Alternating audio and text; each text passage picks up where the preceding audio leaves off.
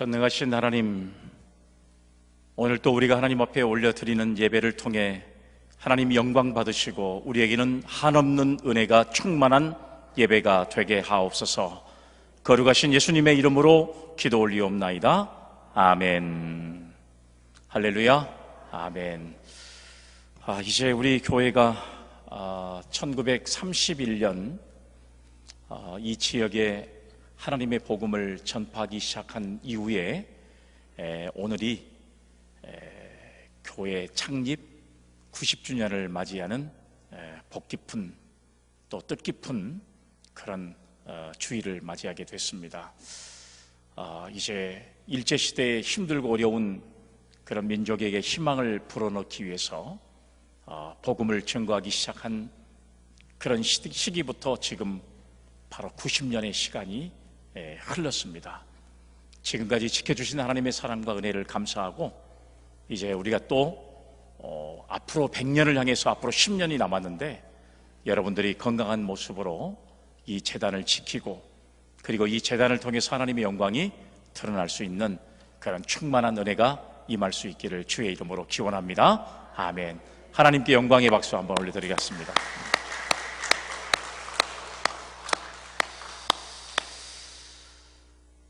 지금 온 세상이 코로나로 인해서 어려운 그런 지경에 빠져 있습니다. 에스겔이 하나님의 말씀을 받을 그런 상황에도 그야말로 온 세상은 절망적인 상황이 계속 이어지는 그런 상황 속이었던 것을 우리가 알 수가 있습니다. 실제적으로 에스겔은 희망의 예언자라고 우리가 보통 일컫는 그러한 사람이었습니다. 우리가 여러분 남유다의 예언자로서 바벨론 왕 느부갓네살이 예루살렘을 침략했을 때 여호와긴 왕과 함께 포로로 잡혀가서 바벨론에서 삶을 살았던 사람이 에스겔이라고 하는 사람인 것을 알 수가 있어요. 그는 그발강가에 있는 베루빔이라고 하는 포로 수용소에서 생활했는데 그 포로 수용소에서 하나님의 계시를 받고 기록한 말씀이 바로 오늘 성경의 에스겔서, 바로 이 말씀이 바로 그 말씀인 것을 알 수가 있습니다. 그래서 본문은 비록 지금 이스라엘 백성이 절망적인 포로 생활을 현재는 하고 있지만 머지않아 다시 나라를 세우고 주권을 회복하게 되리라는 그런 소망적 계시의 말씀이 기록되고 있는 말씀이 에스겔서다, 이렇게 우리는 알고 있습니다. 지금 여러분 우리 지역에는 요 근래에 갑자기 코로나 환자가 확산돼서 정말 이 동네가 다 조용할 정도로 오늘 예배 자리도 이렇게 많은 분들이 나오지 못할 만큼 굉장히 환경적인 급변한 그런 모습을 우리가 볼 수가 있는데요, 이런 어려운 상황에서도 하나님 앞에 예배하고 또 하나님의 도우심을 간절히 바랐던 이런 절망적인 어떤 상황에서도 희망을 볼 줄 아는 그런 신앙과 믿음을 가진 사람들이 바로 에스겔 선지자였고 오늘 이 시간 예배하는 저와 여러분들의 신앙인 것을 우리가 생각해 본다면 오늘 우리가 이 에스겔의 말씀을 함께 살펴봄으로써 절망적인 이 세상을 우리가 희망으로 다시 한번 새롭게 조명할 수 있는 그런 신앙의 삶을 살아가는 저와 여러분들이 되어야 할 줄로 믿습니다.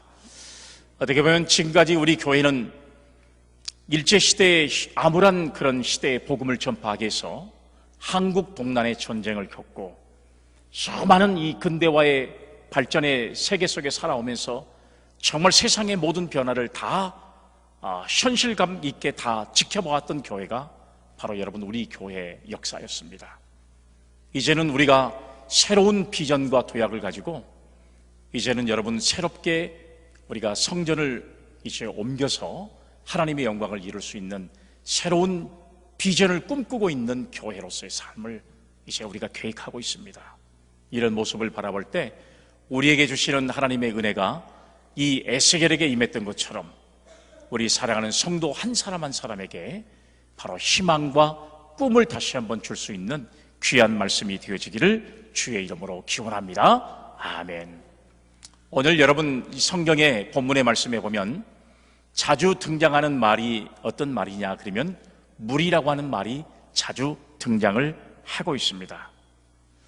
오늘 여러분 그 소망적 표원, 오늘 이 말씀처럼 새 열매를 맺고 다시 살아나게 되는 소망의 말씀의 표원, 그 표현이 바로 물이라고 하는 말로 성경에 기록되고 있는 것을 알 수가 있어요. 실질적으로 여러분 우리가 팔레스타인 지방은 비가 자주 내리지 않기 때문에 굉장히 물이 귀한 지역 중에 한 지역이 팔레스타인 지역입니다. 사람은 우리가 잘 알고 있는 것처럼 물이 없이는 살 수 있는 존재가 아닙니다. 물은 생명의 근원이라고 말들을 하고 있습니다. 물은 인류 역사 발전에 지대한 영향을 미치고 있었습니다. 인류 역사가 오늘날 같이 이렇게 엄청난 번영을 이룰 수 있었던 인류의 이 문명, 4대 문명지를 보면 모두가 다 강을 끼고 있는 바로 그런 역사의 현장이었던 것을 우리는 여러분 역사를 통해서 잘 알 수가 있어요. 우리나라도 1960년 이후에 한강의 기적이라고 하는 이런 엄청난 슬로건을 가지고 우리 대한민국 수도 서울이 세계와 견줄 수 있을 만큼의 엄청난 도시로 변화될 수 있었던 힘은 한강이라고 하는 바로 그 젖줄기가 있었다고 하는 사실을 우리가 알 수가 있습니다. 이렇게 물과 인간은 뗄래야 뗄 수 없는 아주 중요한 관계가 바로 이 물이라고 하는 사실을 우리가 알 수가 있습니다. 그래서 역사적으로 살펴보면 물은 문화 발전의 원동력이고 물은 중심으로 해서 인류 문화가 발전했고 또 물은 평화의 요소가 되고 물을 중심으로 도시가 발전하고 물의 풍성은 곧 축복의 풍성을 표현하고 있는 말씀이었던 것을 알 수가 있습니다. 오늘 여러분 이 본문에 나타나는 넘치는 강물은 예루살렘에서 시작되는 강물이었다, 이렇게 성경이 우리에게 말씀해 주고 있습니다. 그런데 실제적으로 예루살렘에는 강물이 없습니다. 예루살렘은 강물이 없는데 어떻게 이 강물이 예루살렘에서부터 시작이 되었다고 말할 수 있을까? 여러분 이 말의 영적인 의미로 봤을 때 이 강은 그리스도의 복음을 통한 신령한 은혜의 강물을 영적으로 표현하고 있는 말씀인 것입니다.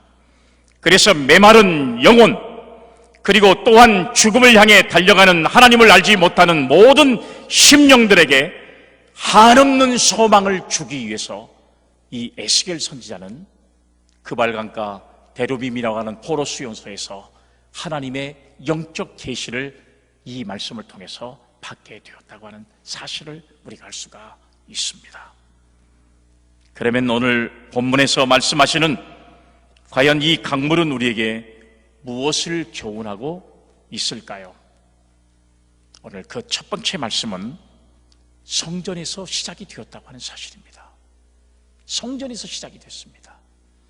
본문 말씀 1절에 보면 그가 나를 데리고 성전문에 이르시니 성전의 앞면이 동쪽을 향하였는데 그 문지방 밑에서 물이 나와 동쪽으로 흐르다가 성전 오른쪽 제단 남쪽으로 흘러내리더라. 아멘. 이렇게 말씀하고 있습니다. 본문은 물이 성전 문지방 밑에서 나와서 동으로 흐르다가 남쪽으로 흐르기 시작했다고 말하고 있습니다. 이 생수의 근원이 성전이라는 사실을 보여주고 있습니다. 이 성전의 물줄기가 온 대지를 적시게 됐다고 하는 사실을 영적으로 말씀하고 있어요.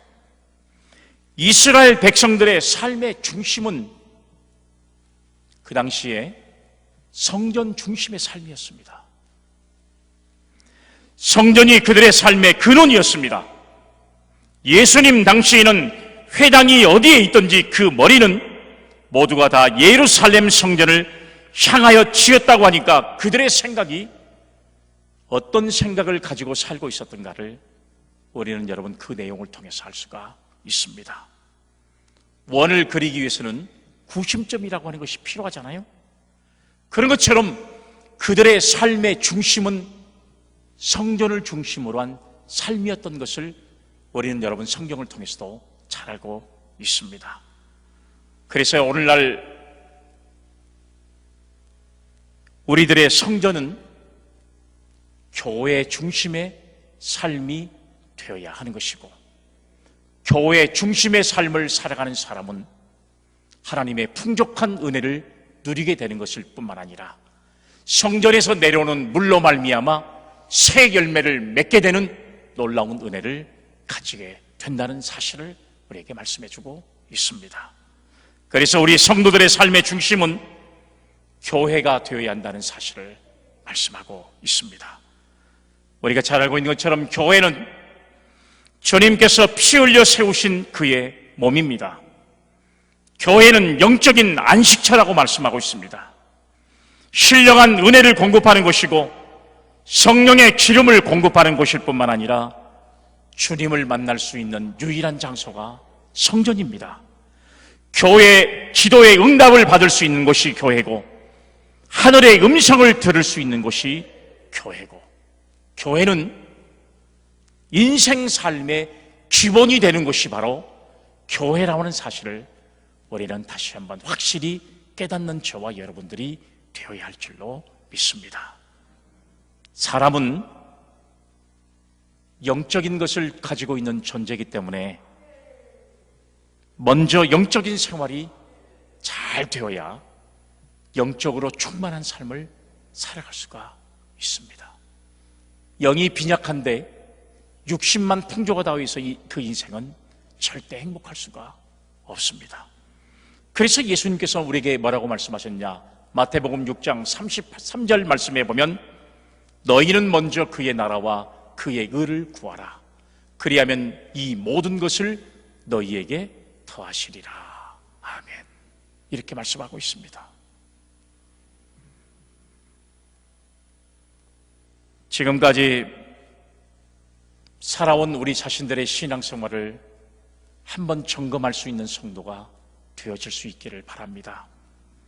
과연 우리의 생활이 육의 양식만을 위하여 뛰어다니다가 혹시 살아왔던 삶은 아닌지, 바쁘다 하면서 왕래한 것이 모두 육신을 위한 것이 아니었는지, 영생의 귀한 것을 알지 못하면서 물질에 대한 애착 때문에 주님을 떠난 부자 청년이 우리가 입으로는 주를 위하여 산다고 하면서 실생활은 세상에 깊이 빠져있는 부자 청년 같은 삶을 살고는 있지 않는지, 우리는 우리 자신을 점검할 수 있는 신앙과 믿음을 가진 오늘 이 시간이 되어야 할 줄로 믿습니다. 이제는 우리가 마음을 가다듬고 성전 중심, 즉 교회 중심의 신앙생활을 들어가야만 우리는 새 열매를 맺고 그리고 풍족한 은혜를 누릴 수 있는 새로운 비전과 꿈을 가진 성도의 삶을 살아가게 될 줄로 믿으시기를 바랍니다. 아멘. 시편 128편 5절 말씀에 보면 너는 평생에 예루살렘의 번영을 보며 라는 말씀이 기록되어 있습니다. 교회를 중심으로 하여 살아야 할 이유가 바로 무엇이냐? 그러면 그것이 생수가 흘러나오기 때문에 그렇습니다. 영적인 존재로 살아가야 할 우리 믿음의 성도들이 하나님의 은혜를 공급받을 수 있는 유일한 곳은 성전이라는 사실을 성경이 우리에게 말씀해주고 있다고 하는 그런 사실입니다. 인생들이 찾는 참 줄기가 교회에서 흘러내릴 수 있다는 사실을 성경이 우리에게 가르쳐주고 있습니다.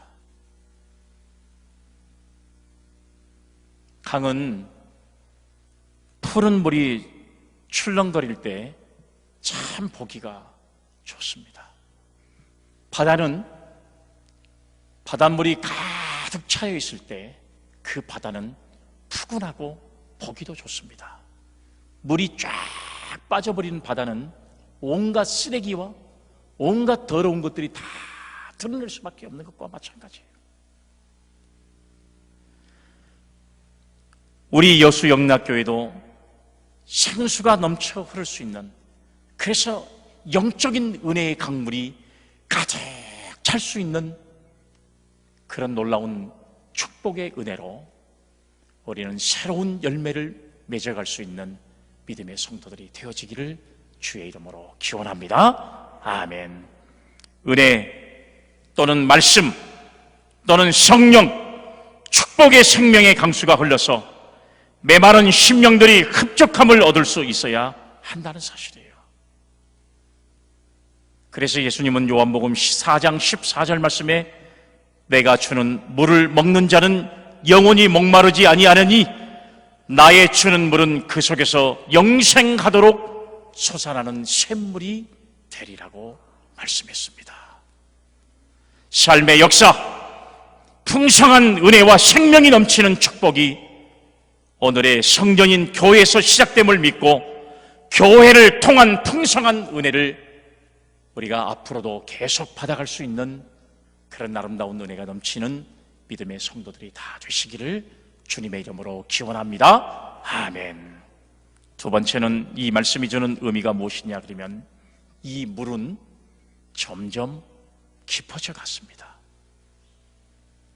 3절로 5절까지 말씀을 보니까 처음에는 물이 발목에 오르고 그 다음에는 무릎에 오르고 그 다음에는 허리에 오르고 그 다음에는 사람이 능히 건너지 못할 강이 되었다, 이렇게 말씀하고 있습니다.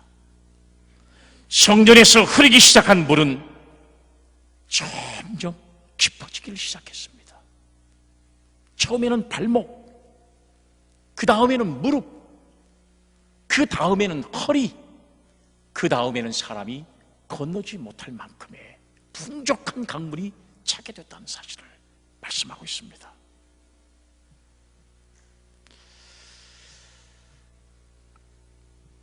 제가 농촌에서 목회를 할 때 물이라고 하는 것이 얼마나 소중한가를 뼈저리게 느끼게 됩니다. 요즘에는 천수답으로 농사를 짓는 사람들이 거의 없기는 하지만 여러분, 적당한 때에 농지개량조합이나 농어촌 공사에서 물을 내보내거든요. 그러면 시설이 잘 돼 있는 논은 물을 받아서 공급을 받아가지고 농사를 농사를 갑니다. 그런데 그런 농지가 잘 되어 있지 못하는 그런 지역에서는 하늘에서 비가 떨어져야만 농사를 지을 수가 있어요. 그렇기 때문에 여러분, 이 물이라고 하는 것은 농사를 짓는 데나 사람이 살아가는 데 있어서 절대적인 생명수가 될 수밖에 없습니다. 비가 내리지 않으면 농작물도 자랄 수 없고 사람도 살 수가 없습니다. 하나의 여러분, 댐을 이루는 것도 마찬가지예요. 하늘에서 내리는 빗줄기로 모아서 하나의 댐을 이루는 것과 마찬가지입니다. 그래서 그 댐에 물을 모았다가 많은 사람들의 식용수로 제공을 하기 때문에 우리는 그 물을 먹고 살아갈 수밖에 없어요. 농사를 짓는데도 물이라고 하는 것은 절대적입니다. 여러분, 이 물이 얼마나 소중한지 하늘에서 떨어지는 물 한 방울도 놓치지 않기 위해서 얼마나 수고하고 애쓰는 농부들의 모습을 저는 직접 눈으로 목격한 적이 있었습니다. 풍족한 비가 내려서 농사를 지을 논과 밭에 물이 풍족하게 쌓여 있으면 얼마나 푸근한 마음이 드는지 몰라요. 메말라 있는 대지보다는 물이 가득 차 있는 논을 바라볼 때 얼마나 푸근한 마음이 농사를 짓지 않는 저 자신에게도 있다고 하는 사실을 경험한 적이 있었습니다. 우리의 신앙도 마찬가지입니다. 시간이 흐를수록 물의 깊이가 깊어져 가야 한다는 사실을 우리에게 말씀해 주고 있습니다. 예수님께서는 시몬에게 가장 먼저 명령한 말이 깊은 데로 가서 그 물을 내리라고 말씀을 하셨어요. 시몬은 그 말씀에 순종해서 깊은 데로 내려가 그 물을 내림으로써 많은 고기를 잡게 되는 상황을 우리는 여러분 누가복음의 말씀을 통해서 잘 알고 있지 않습니까? 그렇기 때문에 우리의 신앙과 믿음은 좀 더 깊은 데로 내려갈 수 있는 성도가 되어야 할 줄로 믿습니다. 기도의 자리도 깊은 기도의 자리로 나가야 돼요. 은혜로 깊은 기도의 은혜의 자리로 나가야 한다는 사실이에요.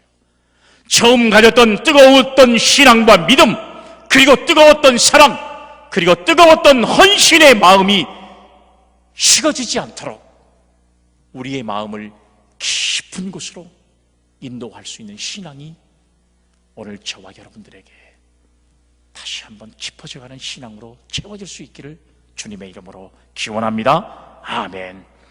초생달이 보름달을 향해 커져가는 것처럼, 장마 위에 강물이 깊어가는 것처럼 우리 신앙도 깊어만 가야 한다는 사실입니다. 깊은 강은 소리 없이 묵묵히 흐르고 있습니다. 뿌리를 깊이 박은 나무는 폭풍이 몰아쳐도 흔들림이 없는 것과 마찬가지예요. 신앙이 깊은 성도는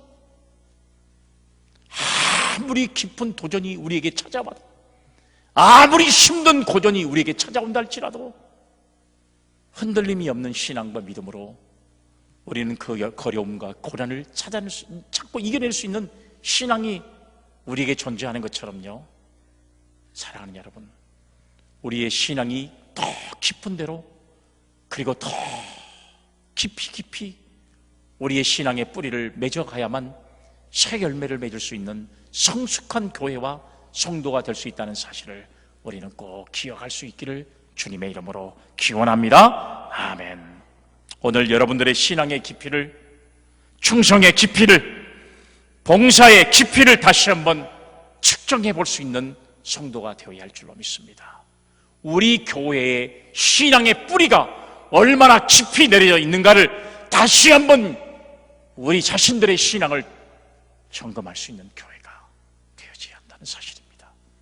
지난 90년의 역사 동안 우리는 여러분 그 신앙의 뿌리를 깊이 내려서 수많은 역사를 경험하면서도 흔들림이 없는 신앙과 믿음으로 지금까지 하나님의 영광 가운데 교회를 이끌어 오셨다면, 오늘 여러분 그 교회 위에 여러분들의 신앙의 뿌리는 얼마나 깊이 박혀져 있는지 우리 자신들을 다시 한번 생각하면서, 혹여 우리가 깊이 내리지 못한 신앙의 뿌리 때문에 요동하거나 또 조그마한 시련 앞에 우리는 깊이 흔들리는 그런 삶을 살아오지는 않았는지 우리 자신들을 돌아볼 수 있는 성숙한 신앙과 믿음이 오늘 저와 여러분들에게 함께 할 수 있기를 간절히 소망합니다. 아멘. 오 주여, 은혜의 강물같이 우리의 믿음도 점점 깊어지게 하옵소서. 이렇게 기도할 수 있는 신앙의 깊이가 깊이 뿌리 박히는 믿음의 성도들이 다 되는 그런 은혜가 있기를 주님의 이름으로 축복합니다. 아멘.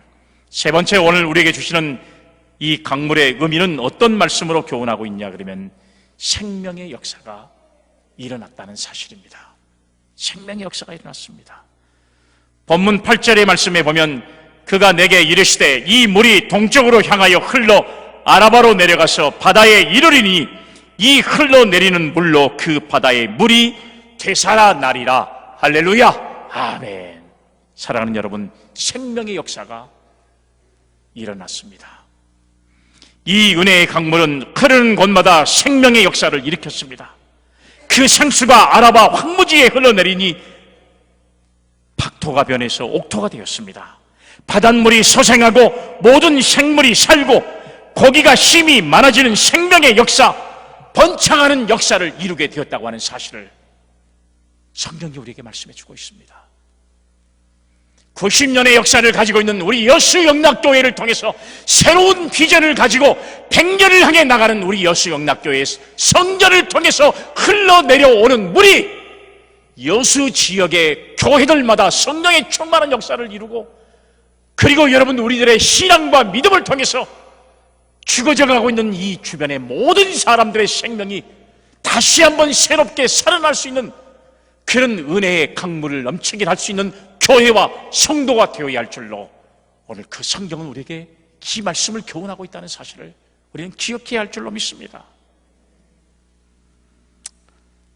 에덴에서 범죄했던 한 인류의 시조는 낙원에서 쫓겨났고 쫓겨난 그들의 자식은 살인자가 되었습니다. 범죄의 결과는 죽음을 불러왔습니다. 그 후에 인류의 역사가 이어지는 동안에 죽고 죽이는 악순환이 계속되었습니다. 그러나 이 죽음의 역사가 삶의 역사로 바뀌게 되는데요, 이것을 작업하신 분이 바로 누구시냐 그러면 예수 그리스도라는 사실이에요. 예수 그리스도가 가는 곳마다 생명이 살아나는 역사가 일어난 것처럼 오늘 여러분 성전의 이 놀라운 역사를 통해서 은혜의 강물을 체험한 여러분들의 신앙과 믿음이 여러분들이 가는 곳마다 새롭게 생명의 역사를 나타낼 수 있는 예수 그리스도의 복음이 증거되는 역사가 여러분들을 통해서 나타날 수 있기를 간절히 주의 이름으로 기원합니다. 아멘. 예수님께서 회당장 야이로의 딸을 만나시고 그의 생명을 다시 살리셨습니다. 나인성의 과부의 아들을 이미 죽었지만 다시 살려내셨습니다. 마리아와 마르다의 오라버니 나사로를 살리신 사건도 성경에 기록됐습니다. 예수님이 가신 곳마다 죽었던 사람이 다시 살아나고 병들었던 사람이 다시 생명을 일으킨 것처럼 하나님의 은혜의 생수 90년의 역사를 가진 우리 여수영락교회 성전에서 흘러나온 이 생명의 충만한 은혜의 물이 오늘 여러분들을 통해서 우리 여수지역과 우리 한국 사회를 살릴 수 있는 은혜의 강물이 될 수 있기를 간절히 주의 이름으로 축복합니다. 아멘. 은혜의 강물, 그 물줄기가 닿는 곳마다 삶의 역사가 일어난 것처럼 예수 그리스도의 복음을 들고 가는 성도들이 닿는 곳마다 다시 살아나는 역사가 반드시 일어날 줄로 믿습니다. 아멘. 황막한 광야가 옥토가 되고 시들은 들판에 푸르름이 있게 되고 답답한 환경이 시원하게 되는 역사가 반드시 여러분들을 통해서 일어날 수 있는 은혜가 되어지기를 주의 이름으로 축복합니다. 아멘.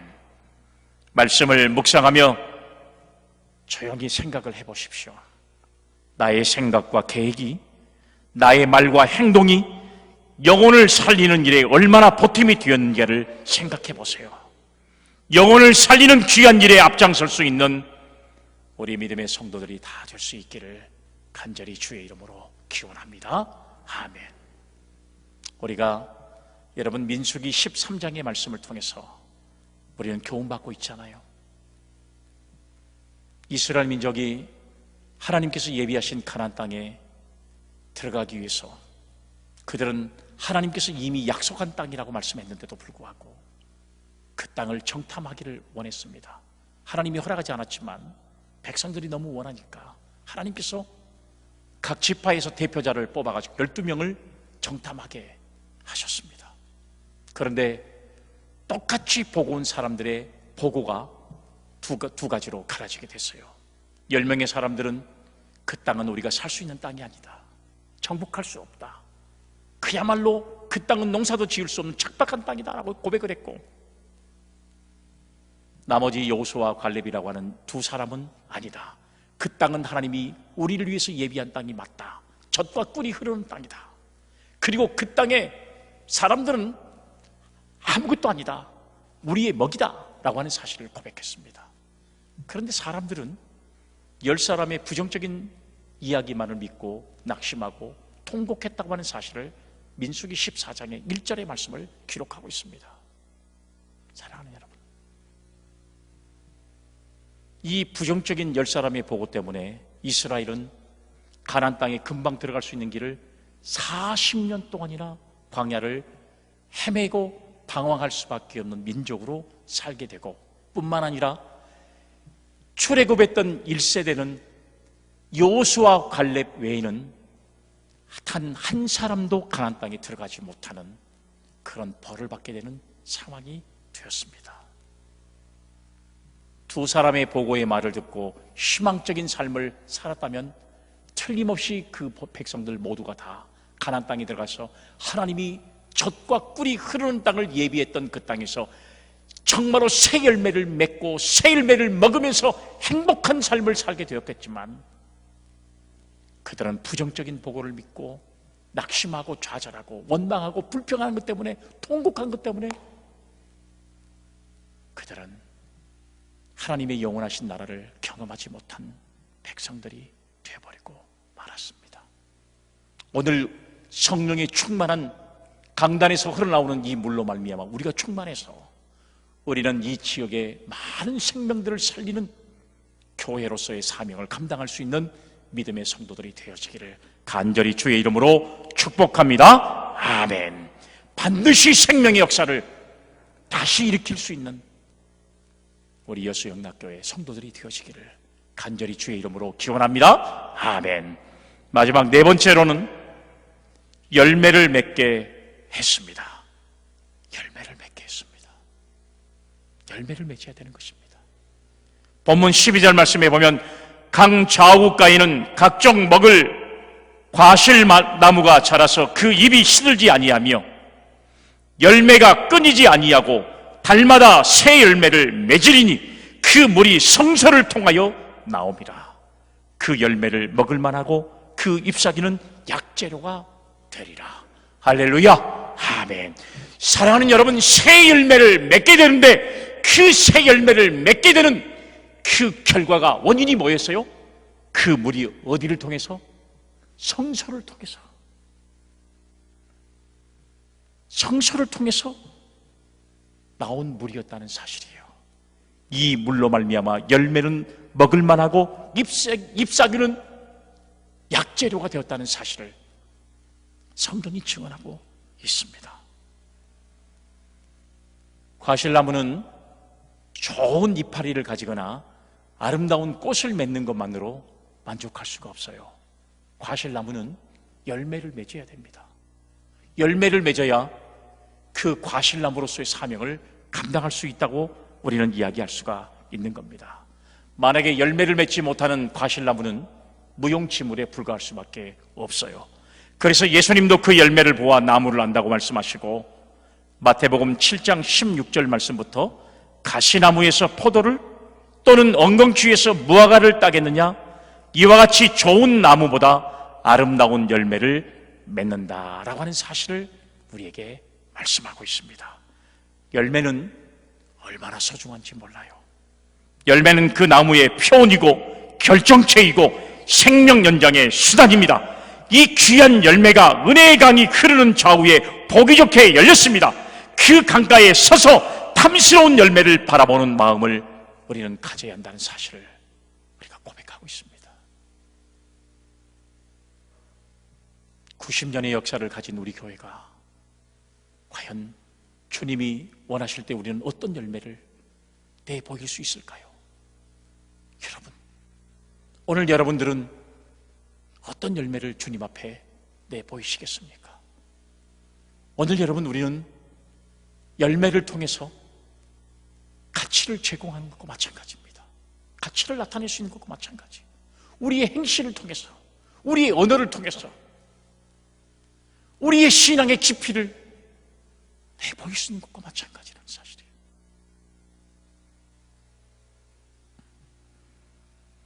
한 그루의 나무가 되어서 열매를 맺는 자가 되어야 합니다.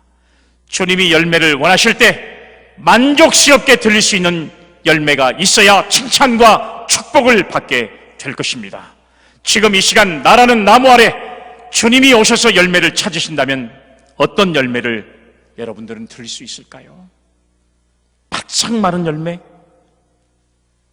벌레가 먹어있는 나무 열매, 일그러진 열매, 쓴 열매, 성냥 부실로 곧 떨어질 수 있는 열매, 그런 열매를 여러분들은 주님 앞에 내보이시겠습니까? 아니요. 탐스럽게 이루 말할 수 없는 열매, 먹음직스럽고 보암직스러운 큰 열매, 이런 열매를 주님 앞에 내보임으로써 참 잘하였도다 칭찬받을 수 있는 신앙과 믿음의 삶이 오늘 저와 여러분들에게 있기를 주의 이름으로 기원합니다. 아멘. 이렇게 새 열매를 맺을 수 있는 방법은 딱 한 가지 방법이에요. 성전에서 흘러나오는 물이 새 열매를 맺게 한 줄로 믿습니다. 아멘. 교회 중심의 삶을 살아가는 사람이 좋은 열매를 맺을 수 있고 새 열매를 맺을 수 있는 줄로 믿으시기를 바랍니다. 아멘. 이 좋은 열매는, 이런 새 열매는 강가에 있어야 열매를 맺을 수 있다고 하는 사실이에요. 은혜의 강가, 곧 주님 곁에 있을 때만 가능한 겁니다. 그래서 주님은 포도나무 비유에서 이런 말을 했잖아요. 요한복음 15장 5절에 나를 떠나서는 너희가 아무것도 할 수 없다. 할렐루야, 아멘. 주님을 떠나서는 우리는 아무런 열매도 맺을 수 없는 그런 존재가 될 수밖에 없다는 사실을 말씀하고 있습니다. 은혜의 강은 예루살렘 성전에서 시작됐습니다. 예수 그리스도는 은혜 그 자체라는 사실을 말씀하고 있어요. 요한복음 1장 14절의 말씀에 보면 말씀이 육신이 되어 우리 가운데 거하심에 우리가 그 영광을 보니 아버지의 독생자의 영광이요 은혜와 진리가 충만하다라고 말씀하고 있습니다. 예수님은 은혜 위에 은혜가 되신 분이십니다. 예루살렘에서 그리스도를 통하여 은혜의 역사가 시작되어 온 세계에 넘치도록 전파되었습니다. 그 복음의 물길이 흐르는 곳마다 축복의 열매가 열렸습니다. 회개의 열매, 의의 열매, 그리고 거룩한 열매, 성령의 열매가 맺어진 것처럼 성전에서 흘러나온 90년의 역사 가운데 우리 교회와 성도들은 이렇게 회개의 열매, 의의 열매, 거룩한 열매, 그리고 성령의 열매를 맺어서 하나님의 영광을 이루어갈 수 있는 믿음의 성도들이 다 되시기를 간절히 주의 이름으로 기원합니다. 아멘. 여러분, 이제 우리 교회는 새로운 시대를 준비하고 있습니다. 물론 여러분들이 그동안에 신앙생활하고 있던 이 지역을 우리가 조금은 이동한다는 것은 힘들고 어려울 수 있어요. 그러나 진정한 신앙은 건물 중심이 아니라 성도 중심의 신앙생활이 중요합니다. 함께하는, 여러분, 주님도 내 이름으로 두세 사람이 모여있는 곳에 내가 너희와 함께하겠다고 말씀하셨어요. 우리가 새로운 시대 100주년을 향해서 나갈 때 우리가 마음을 모으고 뜻을 모아서 우리가 성전에 이 아름다운 은혜의 강물이 흘러내려 그리고 우리로 하여금 정말로 이 지역과 더 나아가선 대한민국, 더 나아가서는 세계에 하나님의 영광의 강물을 우리가 통해서 새로운 열매를 보여드릴 때 하나님의 영광이 더 드러날 수 있는 것처럼 우리가 그런 아름다운 믿음의 삶을 결단하고 이제는 선교 1세기를 향해서 믿음으로 나아갈 수 있는 그런 신앙과 비전을 갖는 우리 믿음의 성도들이 다 되시기를 주님의 이름으로 축복합니다. 아멘. 거룩하신 하나님 아버지, 아버지의 은혜를 진심으로 감사합니다. 지금까지 지내온 것 하나님의 크신 은혜였음을 고백한 믿음의 성도들이 이제는 90년 동안 함께 하신 하나님의 사랑을 우리가 좀 더 깊이 묵상하고 이제는 100주년을 향해 나갈 때에 우리 앞에 있는 모든 어려움과 장애물을 극복하고 우리의 깊은 신앙과 믿음으로 하나님의 영광을 이루어가서 정말로 지역의 모든 사람들, 더 나아가서는 우리 대한민국의 모든 사람들에게 하나님의 복음으로 충만한 은혜를 누려갈 수 있는 믿음의 교회로서의 사명을 감당하도록 역사해 주옵소서. 거룩하신 예수님의 이름으로 기도 올리옵나이다. 아멘.